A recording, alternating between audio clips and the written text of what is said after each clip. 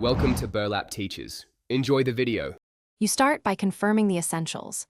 The printer is on, connected, and chosen in Word. Open File, then print to see the print pane. This gives you a live preview. Once done, select the correct paper size and orientation and make sure margins match the layout you expect. Use the scaling options if content spills off the page, because correcting layout here avoids wasted pages. If you frequently switch paper trays, pick the tray now to prevent feed errors. You now tackle settings that determine output quality and cost. In print, click Printer Properties to set quality, color versus grayscale, and duplex printing for double-sided copies. This saves paper.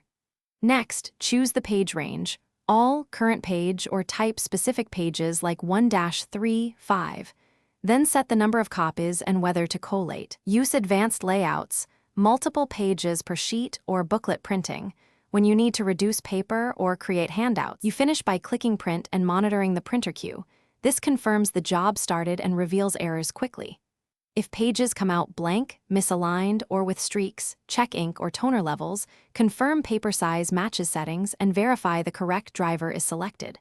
For stubborn issues, restart the printer and your computer, then reinstall the driver. As a diagnostic, print to PDF first. If the PDF looks correct, the problem is the printer or driver, rather.